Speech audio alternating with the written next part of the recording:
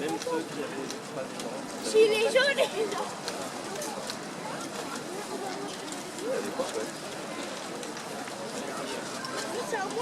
Hein? Non, non, non, la musique, tu n'entends pas. C'est bien.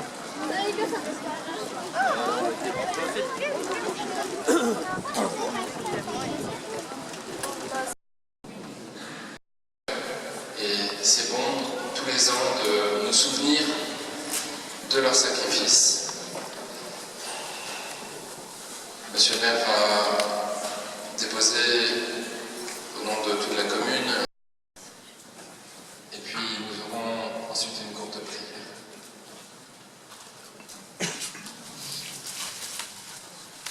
Drapeau, garde à vous.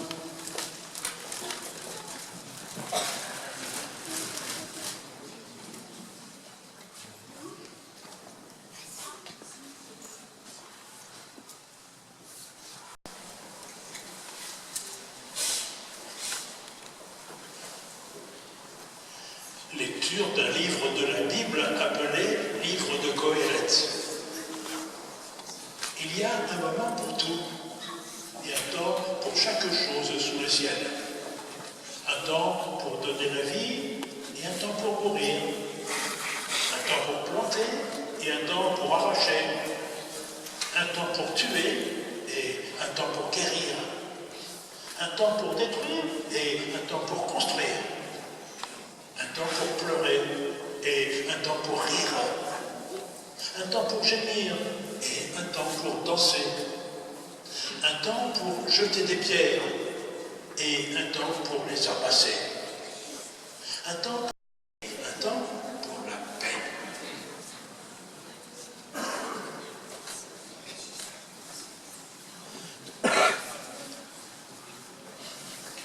Seigneur notre Dieu éternel et tout-puissant, nous te prions ce matin pour tous les enfants d'Argenteuil qui ont versé leur sang et qui sont morts pour la patrie.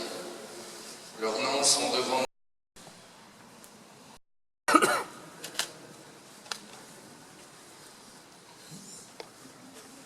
Repos.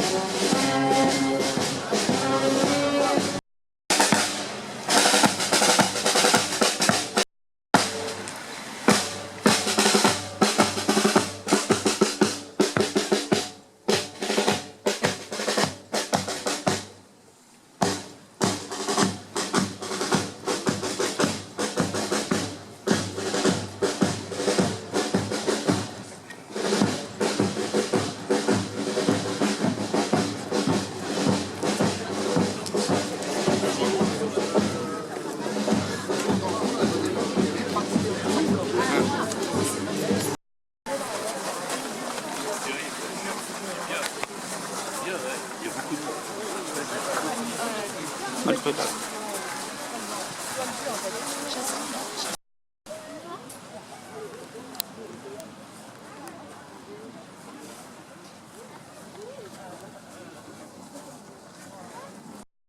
Nous sommes réunis aujourd'hui pour commémorer le 100e anniversaire de l'armistice de 1918, mettant fin à la Grande Guerre. Aux couleurs. Pour les couleurs, envoyez!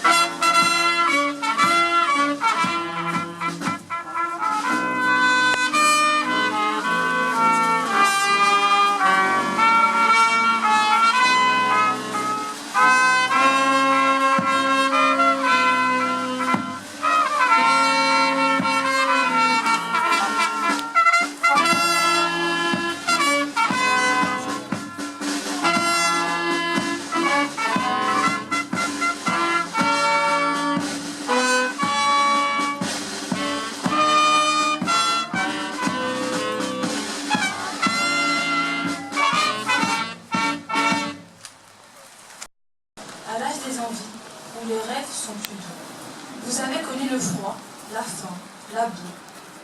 Toutes ces balles sifflant au-dessus de vos têtes, vous terrez impuissants avec vos baïonnettes. Les blessés, les mourants, vos camarades gelés ou ceux emprisonnés entre les barbelés, faisaient pleurer vos cœurs devant tant d'injustices. Vos yeux avaient assez de tous ces sacrifices. Et tombés avec vous, vous êtes morts pour la France. Moi, je n'étais pas né, et grâce à vous, depuis, je dors et vis en France, mon pays, votre patrie. Mais vos corps transpercés, pour votre délivrance, se couchent au champ d'honneur de notre belle France. Dans la blondeur des blés jaillissent les coquelicots, ce sont vos âmes qui saignent, le rouge du drapeau. Au milieu, la page blanche, pour la suite de l'histoire, et le bleu pour fleurir de bleuets votre mémoire. De vous, il ne nous reste qu'un douloureux souvenir, une blessure ouverte qui ne pourra guérir. Avoir vos noms gravés sur une grande stèle, c'est comme un défilé qui doit être immortel. Ça a été écrit par des jeunes du CMJ en 2018 pour le centenaire de l'armistice. La Grande Guerre dans les tranchées a apporté souffrance et terreur auprès du peuple, de la nation. Des morts se comptent en millions, des tirailleurs de colonies, des Français, des Russes et des Anglais, contre des millions d'ennemis allemands, austro-hongrois ou italiens.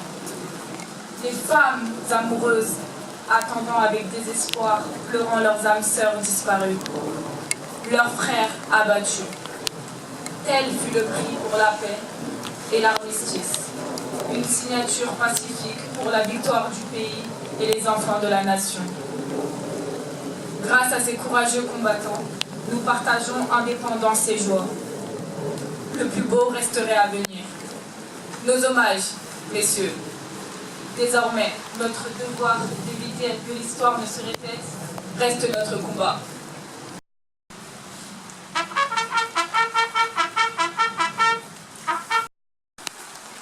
Monsieur le préfet, mesdames et messieurs les parlementaires, monsieur le maire, mesdames et messieurs les élus, mesdames et messieurs les officiers généraux, officiers et sous-officiers, messieurs les représentants des cultes, mesdames et messieurs les présidentes et présidents d'associations patriotiques, mesdames et messieurs les porte-drapeaux, mesdames, messieurs.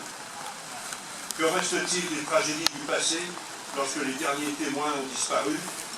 Que reste-t-il, un siècle après, de l'émotion de celles et ceux qui, le 11 novembre 1918, entendirent les cloches annoncer la fin d'un cauchemar de 4 ans?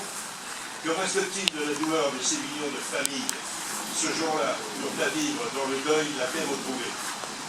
Il nous reste l'histoire, des récits qui disent l'indécible. Il nous reste la mémoire et l'inégalable puissance de témoignage d'archives. Demeure aussi notre capacité à nous rassembler, comme nous le faisons ce matin, pour nous souvenir et ensemble rendre hommage à ceux qui ne sont plus. Car nous sommes leurs petits-enfants, leurs arrière-petits-enfants, et leurs sacrifices à forger dans l'identité collective. Quelles que soient nos origines, quelles que soient nos convictions ou nos croyances, nous sommes toutes et tous les héritiers de l'histoire.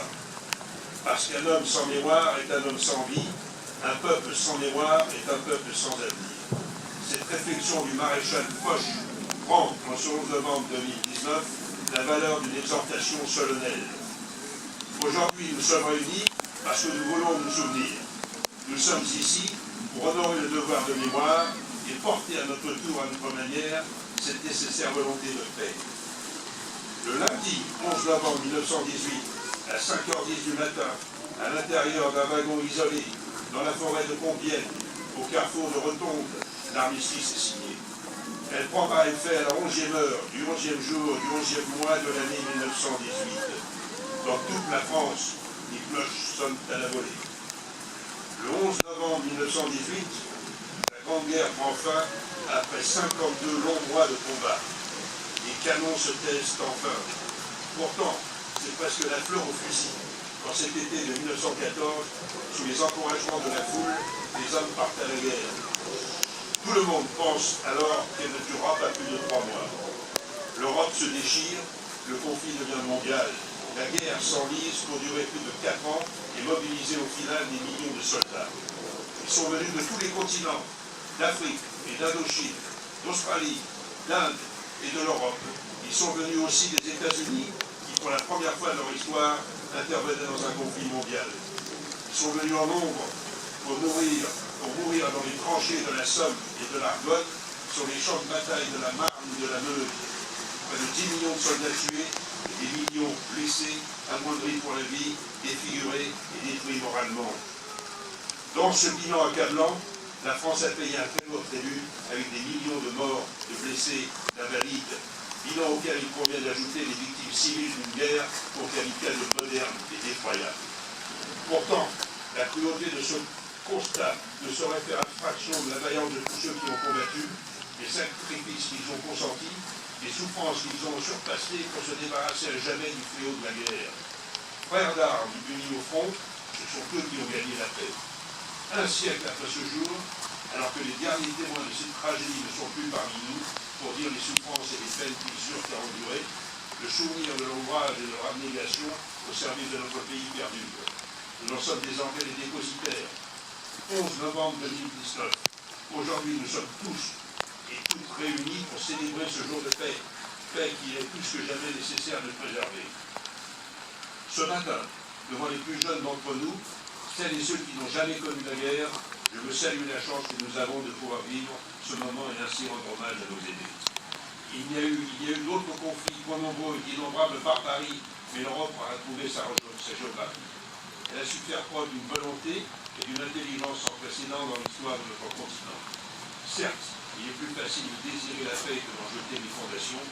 La paix se porte jour après jour, elle se mérite et se protège en permanence. La réconciliation franco-allemande, voulue par le général de Gaulle et le chancelier Adenauer, puis prolongée par tous leurs successeurs, a permis de former ensemble, non par l'oubli du passé, mais par une mémoire maîtrisée, l'Europe. Nous avons tous en mémoire cette image de François Mitterrand et Helmut Kohl se serrant la main lors de la 70e commémoration de la bataille de Verdun. Alors, sachons faire preuve de cet esprit de responsabilité et cette confiance dans l'avenir que nous ont légué ceux vers qui nous avons pensé ce matin. Commémorer l'armistice de 1918 n'est pas un acte mineur. En ce jour, nous commémorerons bien plus que la mémoire de celles et ceux qui sont tombés lors de la Grande Guerre. Nous rendons hommage à toutes ces femmes et à tous ces hommes qui sont morts pour notre patrie, pour défendre quelque part en France, ou dans le monde, lors de conflits armés, la paix. Les poilus de la Grande Guerre aux soldats de l'OTAN, l'acte de mémoire que nous accomplissons aujourd'hui, rassemble les défenseurs de la démocratie et de la liberté. Aujourd'hui, alors que les acteurs de cette guerre ne sont plus là, un combat reste à mener, celui de la transmission. N'oubliez donc jamais ce qu'affirmaient et divisent écrivains et écrivaines de la paix, ceux qui ne connaissent pas leur histoire s'exposent à ce qu'elle recommence.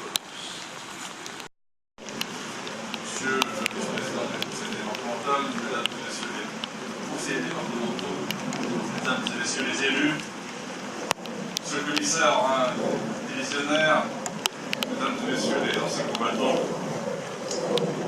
j'ai fait le choix ce matin puisque nous en sommes au 101e anniversaire, de choisir une des années de détresse de cette guerre mondiale de 1914-1918. J'ai choisi de nous remémorer l'année 1916. L'année 1916 est marquée par la plus grande bataille des batailles, Verdun. Elle débute en février par la prise du fort de Douaumont par les Allemands. Joffre est généralissime des armées françaises. Le général Pétain est nommé commandant de la région fortifiée de Verdun et crée en mars 1916 la première division de chasse aérienne pour dégager le ciel au-dessus de la zone. Il lance son fameux « On les aura ». Et l'offensive allemande est stoppée au mort-homme. Deuxième, surtout connu jusqu'alors pour le traité signé en 843, où les trois petits-fils de Charlemagne se partagent l'empire carolingien en trois royaumes, acquiert une notoriété mondiale. Cette victoire défensive est considérée par les combattants comme la victoire de toute l'armée française, dont la plus grande partie du contingent a participé au combat. La bataille fait plus de 700 000 pertes, morts, disparus ou blessés. 362 000 soldats français et 337 000 Allemands. Verdun, ce fut 9 mois, 3 semaines et 6 jours d'enfer. Sur les 95 divisions de l'armée française, 70 y ont participé. Pour la nation tout entière, Verdun devient le symbole du courage et de l'abnégation. La nation entière a été mobilisée. La vie ne sera plus jamais comme avant. Dans nos archives, il suffit de voir les registres de décès de l'année 1916 pour matérialiser en un coup d'œil l'hécatombe. Là où un seul registre suffit pour l'année ordinaire de paix, l'année 1916 occupe plusieurs dizaines de registres. Avec un mélange de fierté et d'honneur rétrospective, les poilus qui en sont revenus lancent à qui veut « Verdun, j'y étais ». 100 ans après, 101 ans après, 103 ans après, cette bataille marque encore les populations des deux principaux pays belligérants, la France et l'Allemagne. Mais heureusement, petit à petit, la conscience d'appartenir à un même continent, d'avoir des valeurs communes, a fini par prendre le dessus. Même si cette guerre ne fut pas la dernière, s'il faut savoir faire la guerre pour préserver sa liberté, il faut aussi savoir faire la paix et la maintenir pour construire l'avenir. Aujourd'hui, l'Allemagne et la France sont en paix. Nos deux nations sont même devenues des moteurs de l'Europe. Avec d'autres États d'Europe occidentale, nous avons pris conscience des valeurs communes de notre civilisation, la dignité humaine, le respect des libertés de croyance et d'opinion, la recherche du progrès. Ces valeurs, nous devons les affirmer haut et fort et les défendre ensemble. Notre passé commun a construit l'Europe, parfois douloureusement. Notre avenir doit la souder autour de ces valeurs. Aujourd'hui, trop souvent, hélas, des intérêts catégoriels, la finance internationale et la technocratie priment sur le politique. L'Europe, cette belle idée de civilisation, est devenue, hélas, une tutelle à brimer les peuples. Le résultat est là. Les États préfèrent s'en séparer pour regrouper leur indépendance politique et la colère des peuples contre. Dans notre belle devise nationale, il y a le mot fraternité. Et pour être frère, il faut au moins un père ou une mère commune. Cette mère commune, c'est la France. Et peu importe qu'elle soit une mère de sang ou une mère adoptive, elle est celle qui nous unit par le cœur et par l'esprit, par l'attachement charnel à notre terre et par la volonté d'être fidèle à nos valeurs. L'histoire n'est pas qu'une discipline scolaire, elle n'est pas non plus qu'une opinion, elle est surtout la mémoire d'un peuple. Et un peuple sans mémoire se laisse guider comme un enfant sans repère ni expérience. Alors, plus que jamais, restons attachés à notre histoire Apprenons-la et soyons-en fiers. Continuons d'honorer nos morts parce qu'ils ont, par le sacrifice de leur vie, un droit sur la nôtre. Je vous remercie. À la fin des combats de la Grande Guerre, le 11 novembre 1919 fut le premier de la paix retrouvée. Désormais, le silence domine là où l'orage glacier a tenu avec fureur. Le silence règne sur d'innombrables champs de bataille qui ont charrié un si long cortège de morts, de mutilés, de blessés, de traumatisés. Les traités sont signés, l'allégresse de la victoire s'est déployée dans une ampleur incomparable le 14 juillet 1919. L'état de siège vient d'être levé, la vie sociale et politique reprend ses droits, la démobilisation poursuit sa lente progression. Les poilus retrouvent leur foyer, leur famille, leur commune. Ils découvrent une vie bouleversée, une France transformée par une école de 4 ans et par de profondes séquelles. Partout, le pays est traversé par la sourde évidence que rien ne sera plus jamais comme avant, que le retour à l'avant-guerre est impossible. C'était il y a 100 ans, une nouvelle page s'ouvrait, celle du souvenir, de la mémoire et de l'hommage. Depuis, inlassablement, les Français sont fidèles à cet anniversaire. En ce jour, dans les nécropoles, devant les monuments aux morts, sur les places de nos villes et de nos villages, toutes les générations, unies et solidaires, se rassemblent et se recueillent. La nation se souvient de ceux qui se sont battus pour elle entre 1914 et 1918. Elle n'oublie pas ses enfants tombés au champ d'honneur sur tous les fronts, d'Orient et d'Occident. Elle n'oublie pas le sang versé par des soldats venus d'Afrique, d'Asie, du Pacifique et d'Amérique. Elle salue toutes les nations alliées qui ont partagé le même combat. Les noms gravés sur nos monuments morts nous rappellent constamment les valeurs d'honneur, de courage, de dévouement et de bravoure. Depuis 2012, chaque 11 novembre est aussi l'occasion d'honorer toutes les filles et les fils de France qui, dans tous les conflits, hier comme aujourd'hui, ont accompli leur devoir jusqu'au sacrifice suprême. En ce jour, la nation rend un hommage particulier aux soldats morts pour la France en opération extérieure. En inaugurant un monument national en leur mémoire, le président de la République inscrit dans la pierre comme dans les mémoires la reconnaissance pleine et entière de tout un peuple pour ses combattants. Au lieu de la mémoire nationale, ce monument mort pour la France en opération extérieure est aussi un rappel. La préservation de notre indépendance, de notre liberté, de nos valeurs, repose sur celles et ceux qui ont donné leur vie pour les défendre. Je vais maintenant rappeler les noms des 5 militaires morts pour la France en 2019. Premier maître Alain Bertoncello, commando Hubert, mort pour la France au Burkina Faso, le 10 mai 2019. Premier maître Cédric de Pierrepont, commando Hubert, mort pour la France au Burkina Faso, le 10 mai 2019. Médecin principal Marc Descuras, 14e centre médical des armées, mort pour la France au Mali, le 2 avril 2019. Brigadier Erwan Potier, 501e régiment de chars de combat, mort pour la France à Rouen, le 21 mai 2019, des suites de blessures reçues au Liban. Brigadier chef Roland Pointeau, 1er régiment de Spahis, mort pour la France au Mali, le 2 novembre 2019.